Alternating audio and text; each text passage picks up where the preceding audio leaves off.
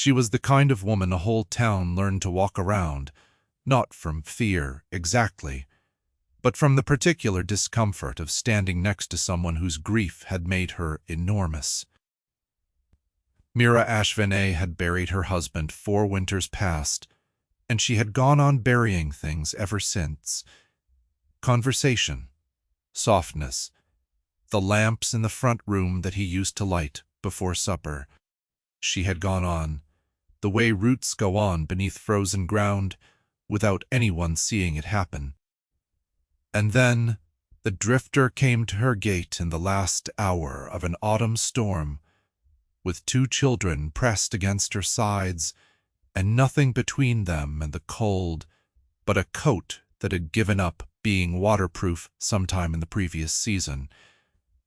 By the way, wherever in the world you're listening from right now, drop it in the comments. I genuinely love seeing how far these stories travel. Okay, where were we? She was the kind of woman a whole town learned to walk around, and he was the kind of man a whole town had already decided about before he opened his mouth. A half-blood traveler, lean as stripped timber, with the particular stillness of someone who has learned that drawing attention costs more than it is worth. His name was Kale. He had 2 children with him, a girl of 11, who watched everything and said almost nothing, and a boy of 7 who had not stopped shivering for the better part of an hour. They had walked from the crossroads post, 4 miles in the rain, because the innkeeper in the village had looked at the shape of Kale's ears and the gray-green cast of his skin and decided the rooms were suddenly, conveniently, all occupied. Mira saw them from the kitchen window. She stood there for a moment with a dish in her hand, watching the man put himself between the children and the direction the wind was coming from. Just the small, unconscious adjustment of a body trying to be a wall. She set the dish down and opened the door before he reached the gate. He stopped. People opening doors before he reached them generally meant something had been decided against him already, but she was not standing in the doorway the way people stand when they mean to block it. She was standing in it the way people stand when they have just come from somewhere warm and have not yet thought about the cold reaching in. She looked at the 3 of them. She looked at the boy, shaking in the way that 7-year-olds should not have to shake. She looked at the girl who was looking back with the precise, measuring attention of a child who has appointed herself the family's last line of defense. Mira said, "You look hungry," not a question, not quite an invitation. The kind of statement that closes the distance between observation and action without requiring anyone to ask for help, which she seemed to understand without being told. He said, carefully, "We don't want to impose." She said, "You're not imposing. I made too much soup."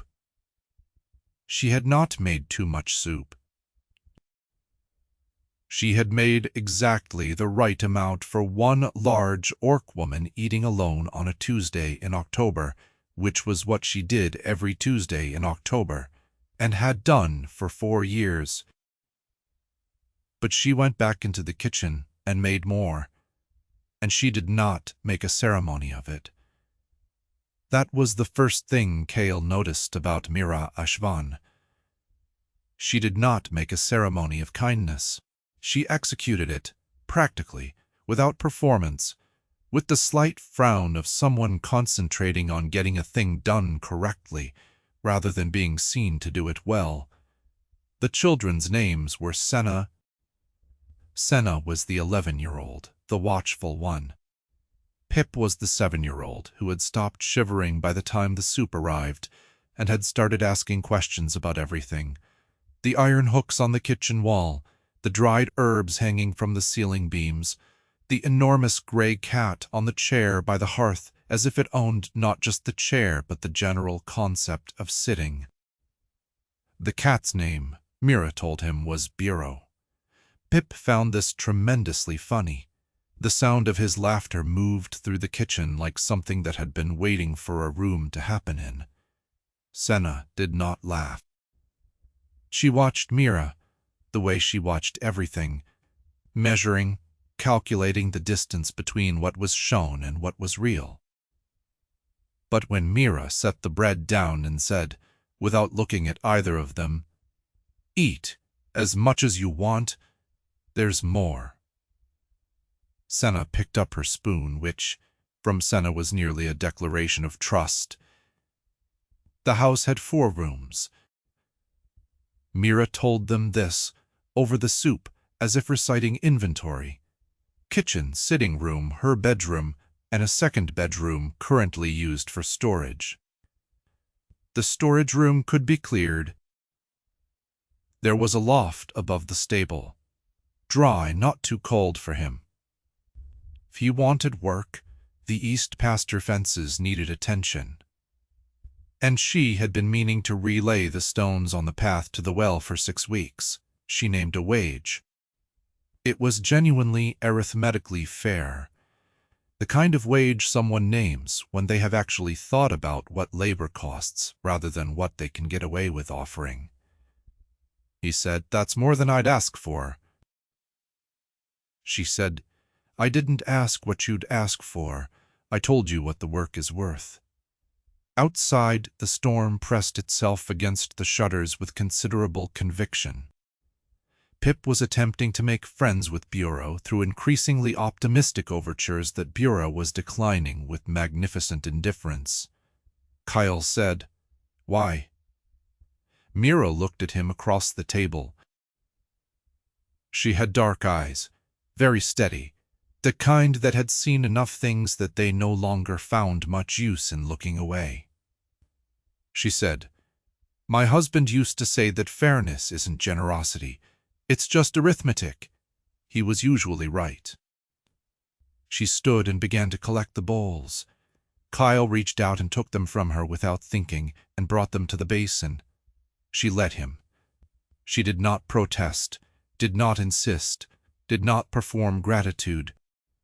She simply made room for him to be useful, which was, of all the kindnesses she showed him in the weeks that followed, the one he found hardest to receive and most necessary to have. The storage room held mostly things belonging to Mira's late husband, Aldrich Ashvane, a large methodical art craftsman who had built the house himself, and placed in her own room without explanation. Cale did not ask. He understood, with the particular understanding of someone who has carried his own sealed things. Within a week, the room had a cot, a washstand, a window that closed properly, because he had replaced the latch, and a small braided rug that Senna had found rolled against the wall, and unrolled herself with the focused energy of a child making something habitable. She had also found a chipped but functional clay lamp, which she positioned on the sill with considerable deliberateness, then stood back, assessed, then moved 2 inches to the left. Better, she said, to no one in particular. Keel was competent at a startling range of things. He relaid the pathstones.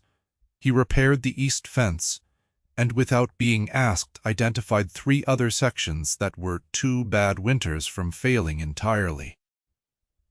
He found the source of the leak in the stable roof, which had defeated the previous 2 people Mira had hired to find it, because it entered in one place and traveled along a beam to another before dropping.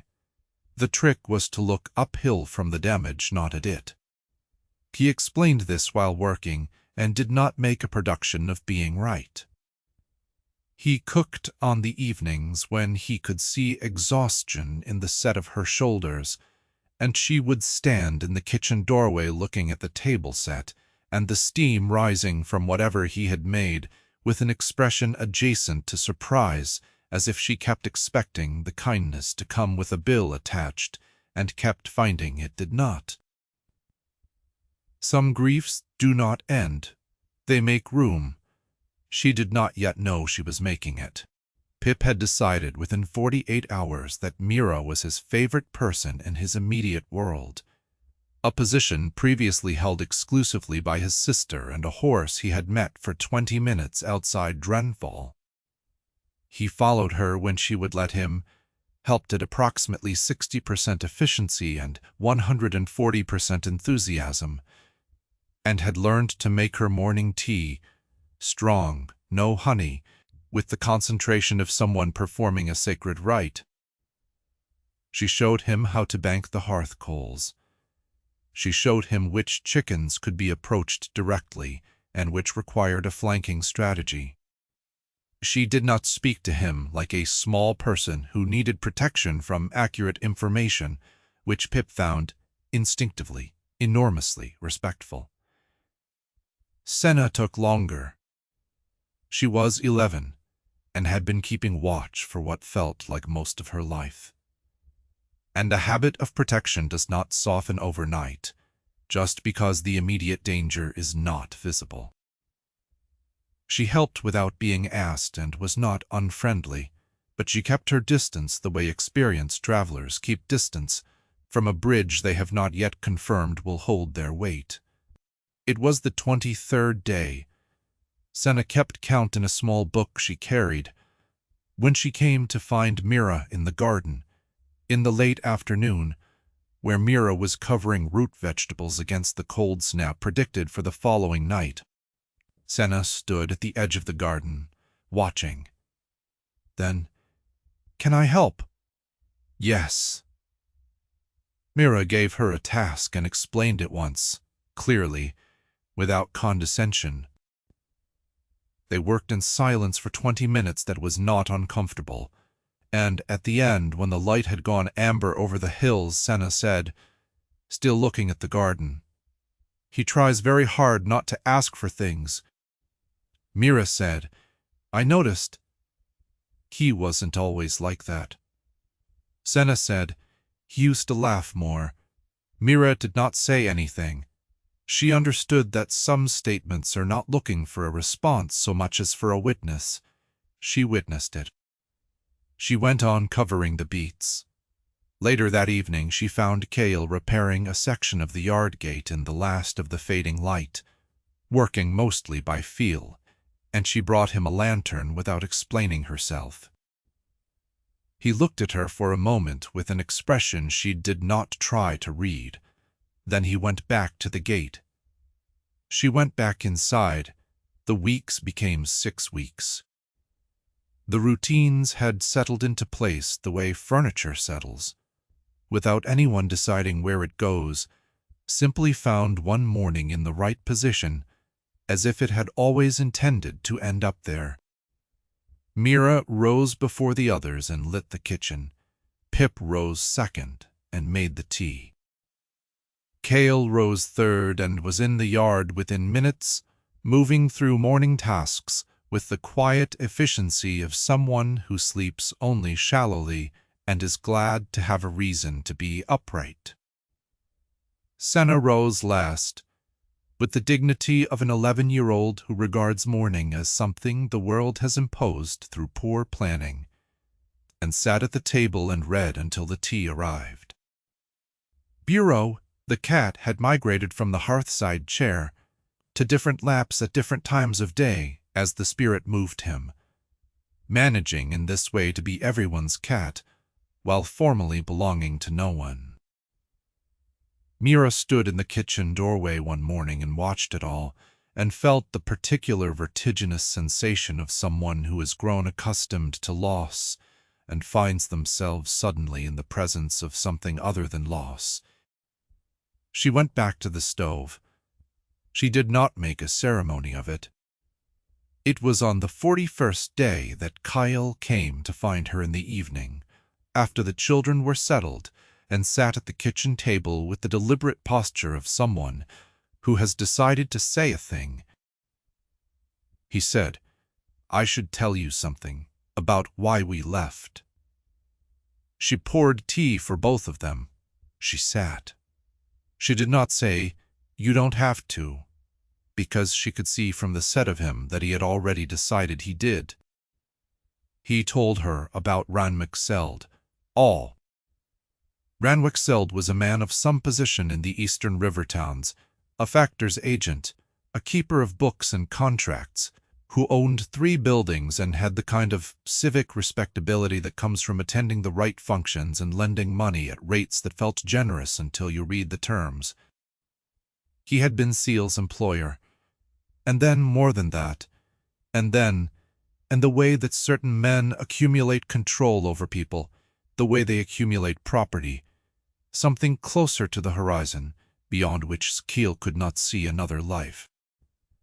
It had started, as these things often do, as help offered in a moment of genuine difficulty. Keel had arrived in that town 4 years ago with Senna, who was 7 then, and Pip, who was 3, their mother having died that spring, leaving Keel with a 7-year-old and an infant not yet walking. Their mother had died of a fever in the spring, the slow, unglamorous way that fevers take people when there is not enough money for a proper physician. Kyle had needed work and a place, and Ranwickseld had both, and had offered them with a handshake and language about mutual benefit that sounded, at the time, like generosity. Cal say. His hands were around the teacup, not drinking, just holding it. I think he genuinely believed that accommodating us, a half-blood with 2 children, in a town that had opinions about that made him owed something, permanently. Something he could collect on whenever he wanted. He paused. Outside, an owl called from the direction of the stable, twice, and went quiet. It was never anything I could take to an official, nothing that wrote itself as injury in a document. It was wages adjusted downward every time I asked a question he didn't want answered, being told in front of others that I should be grateful. Being reminded often, in the language of concern, that my children's situation was precarious and that he had influence over that the town's goodwill was conditional on me. He used words like "my people" when he meant us, as if he owned the category. A beat. Senna started writing things down. She doesn't know, I know she does it. She has for 2 years. The ages of the children when things happened, the dates, what was said. She's been building a record because she's 11 years old. She understood before I admitted it to myself that we would eventually need one. Nira thought about the wooden box on her shelf, and about the things people preserve against the day when preservation becomes survival. She said, "What made you leave when you did?" He said, he told Pip that his father would be in a great deal of difficulty if Pip wasn't a good boy. Pip is 7. He came and reported it to me that night, very seriously, as if he was delivering intelligence I needed to know. His jaw moved. That was Tuesday. We were gone by Thursday morning.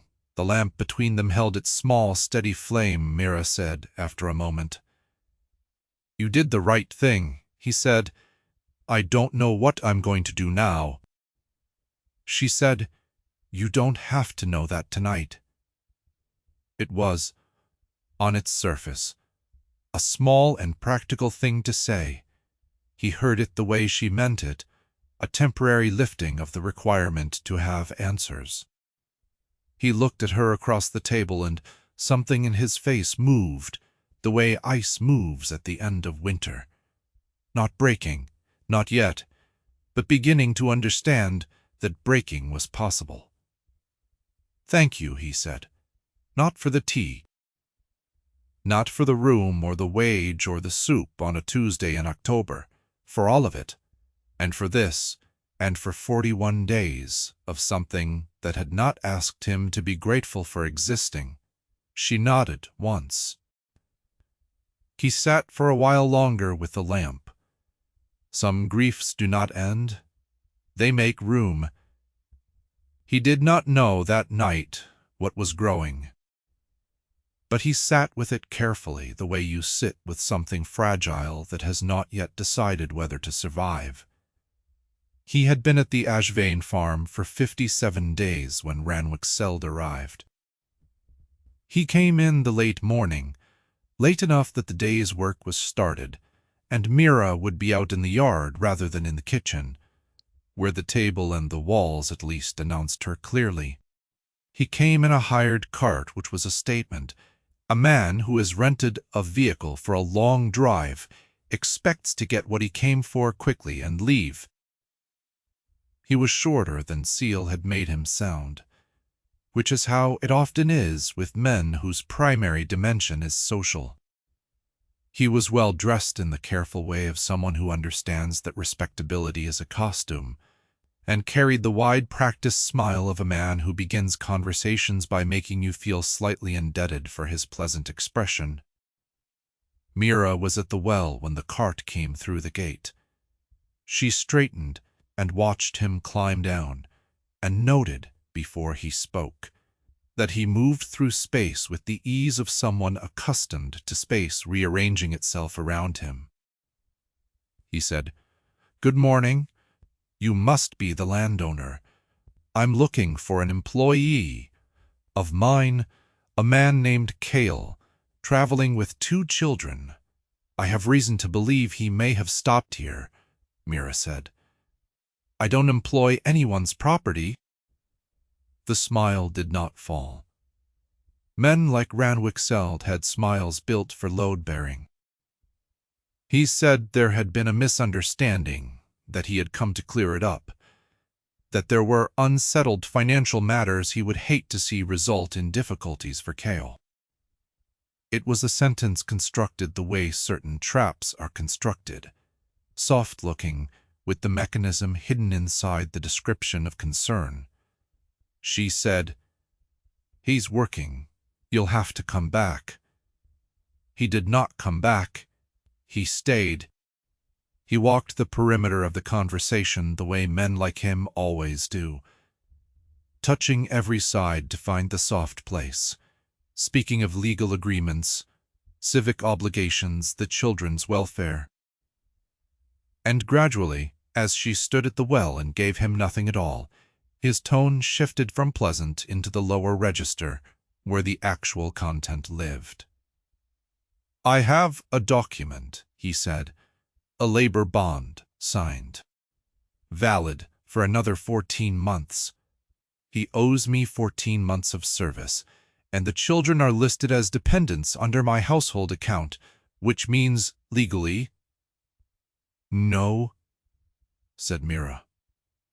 He blinked. "I'm sorry. That kind of bond isn't recognized in this district. It was struck from the regional compact 8 years ago. A district council cannot enforce personal labor bonds on half-blood residents. It's in the compact text, Chapter 4. My husband was on the council that struck it. I know the chapter by heart." This was true. She had looked it up again 2 nights earlier, at the kitchen table, after Cale had returned to the loft, because she had suspected this moment was coming, and she believed in being prepared for moments. Ranwick-Seld's smile was doing its best, but the lower layers of his expression were having a difficult time. He said there were other aspects that a district hearing might find relevant. "Then request one," she said. "The clerk's office is in the village, Tuesdays and Thursdays." She picked up her bucket and walked back toward the house. She sent Pip inside with a message for his father, delivered in the tone of someone reporting information rather than sounding an alarm, because Pip was 7 and she did not want him frightened. CL came from the stable. He saw the cart. He stopped. Then he walked toward the yard, and Mira came out of the kitchen and stood beside him and Senna appeared. Nobody had sent for Senna. Senna simply appeared when something needed witnessing, and stood on Mira's other side with her small book already in her hand. Ranwick-Seld looked at the three of them and at the girl with the book, and Mira watched something adjust in his expression. Not retreat, but the careful recalibration of a man who has encountered an obstacle he did not include in his calculations. He said to Seal, "I think we could settle this privately between the two of us like reasonable men." Cale said, "No, one word, flat and clean as a planed board." The kind of no that has been waiting a long time for permission to be said out loud. Mira said, "My nearest neighbor is Hestabrom.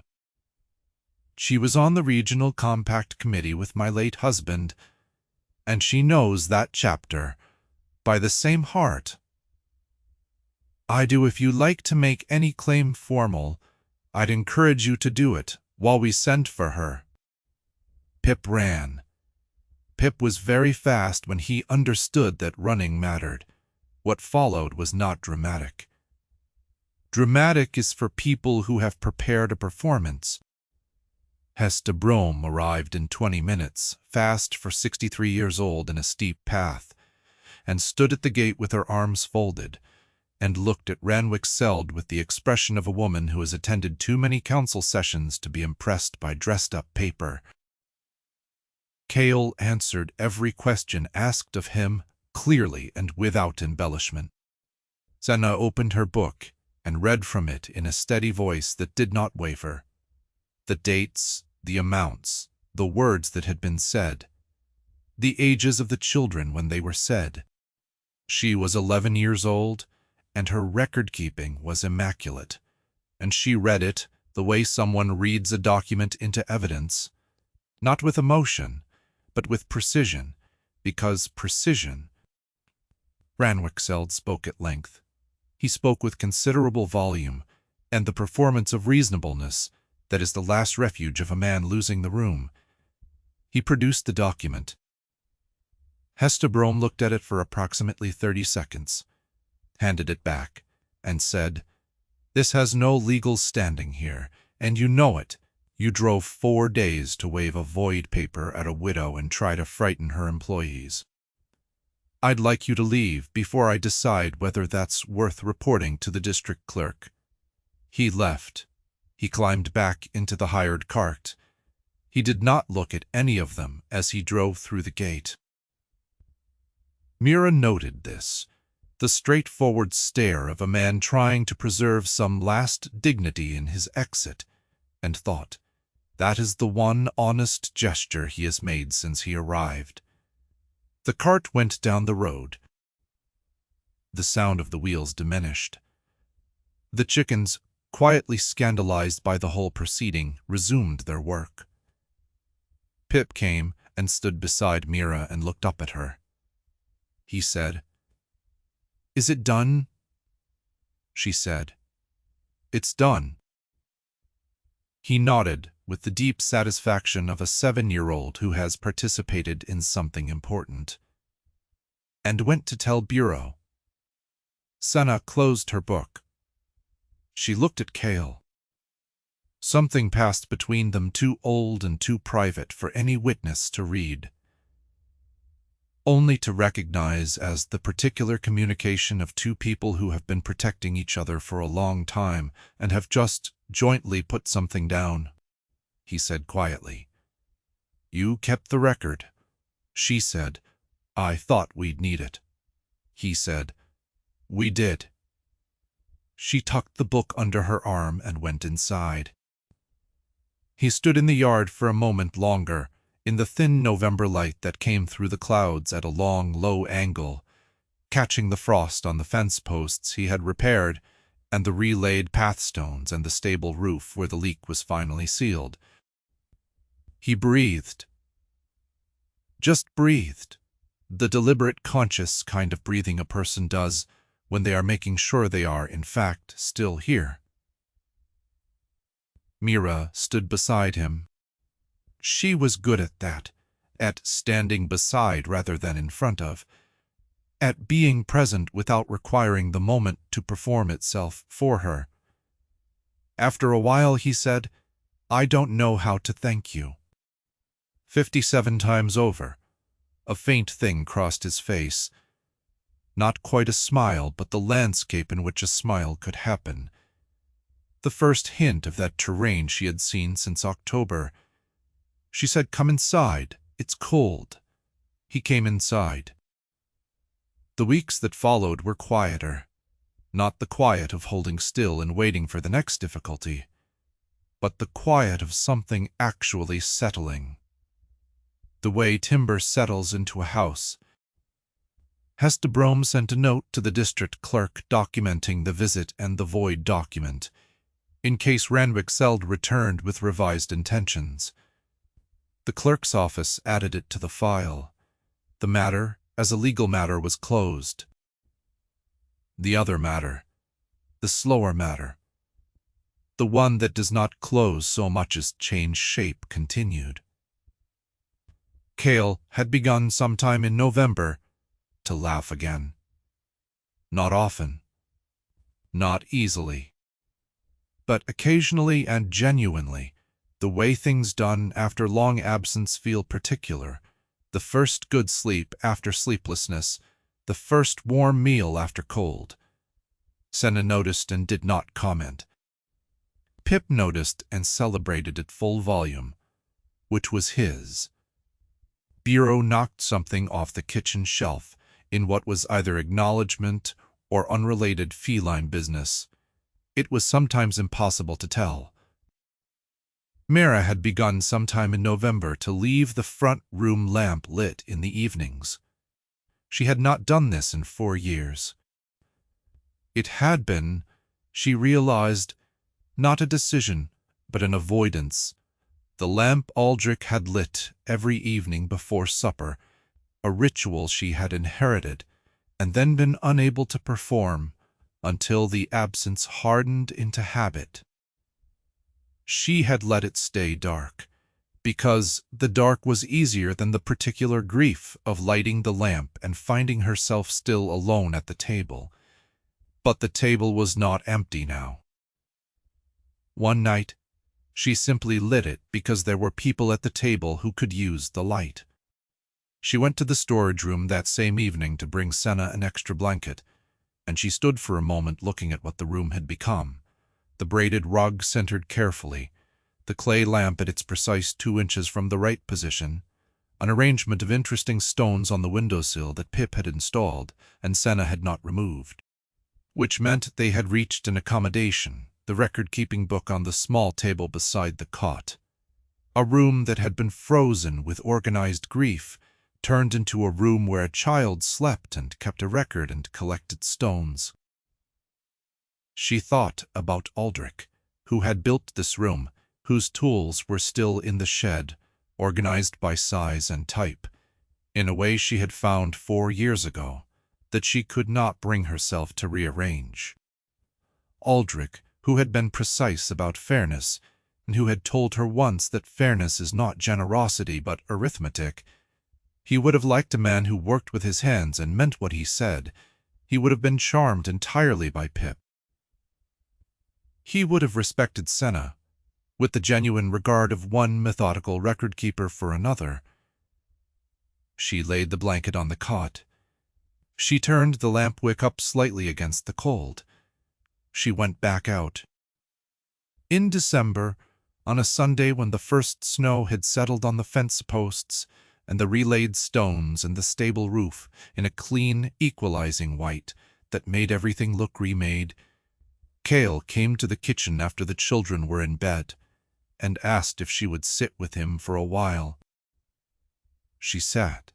He said, "I'd like to stay if you'd have us." Mira was quiet for a moment, not the quiet of uncertainty, but of someone choosing words with care because they mattered. "All of you," she said, which was not nothing to say. He looked at his hands on the table, the hands that had relaid the stones and sealed the roof and repaired the fence and made supper on the evenings when her shoulders said she needed someone else to handle it. He said, "I don't know what this looks like. Going forward, I don't have much to offer that isn't work." "And good faith," she said. "That's more than most. I'd want it to be right," he said. "Done properly if that matters to you." She said it matters. He nodded. He looked at the lit lamp in the front room, visible through the kitchen doorway, its small, steady flame doing patient work in the dark. He said quietly, "You lit it. I lit it," she said. He did not ask why. He understood, with the understanding of someone who has also lived alongside his own preserved things, what it costs to let them be accompanied by something new. He said, "Thank you," she said. He would have liked you. It was the first time she had said anything of that kind. It hung in the air between them, not awkwardly, but with the particular weight of a true thing spoken plainly, a thing that does not need to be revisited to have been said. The snow settled outside. Bureau appeared and arranged himself on the kitchen floor in a posture of extreme deliberate comfort. Mira poured tea. Cale held his cup the same way he had held it the night he told her his history, both hands, steady, as if warmth was still something to be received carefully, though with less fear now than before. They talked for a while about small things. The fence section by the north field that would need attention in spring. Whether Pip had the makings of a decent gardener given his passionate investment in the root vegetable operation. They talked the way people talk when the large things have been settled, and the small things are the texture of a life actually lived. It snowed all night. In the morning it had covered everything evenly, and the children woke and went outside, the noise of them reaching the kitchen where Mira and Cale were making breakfast. Pip's engagement with the snow, a full-body commitment, Senna's more considered but no less real, both eventually arriving at the same destination of cold hands and bright faces, and demanding to be let back in. They came in. They sat at the table. The tea was ready. The lamp in the front room was still lit, though the morning light had made it almost invisible, just a small warm point of origin in the bright winter room, doing its faithful, undemonstrated work. Later that morning, Mira went to her room and took the wooden box from the shelf. She did not open it. She moved it to the windowsill, where it would have light, where it could sit alongside things that were still growing rather than apart from them. She stepped back and looked at it there, beside the small stone that Pip had given her the previous week with great seriousness. "It has a good color," he had explained, which was his complete justification, and the dried stem of something Senna had pressed and left on her sill without comment.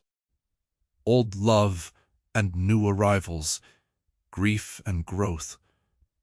What had been and what was coming, sharing the same sill, the same air, the same faithful winter light, taking up their separate space without crowding one another out. Some griefs do not end. They make room. The wedding was a quiet thing. Hester Brome was there, and the supply trader from the village who had become, over the autumn, unexpectedly warm toward the household, and a few others who had watched the situation and had, in the way of communities capable of changing their minds, gradually changed theirs. Senna stood very straight and witnessed it with her book, closed for once, held under her arm, not needed today. Pip stood between Mira and his father and held both of their hands at once, which required him to stretch considerably, and which he considered worth the effort. Mira wore the earrings Aldrich had given her, and wore them without guilt, because guilt would have been a false note.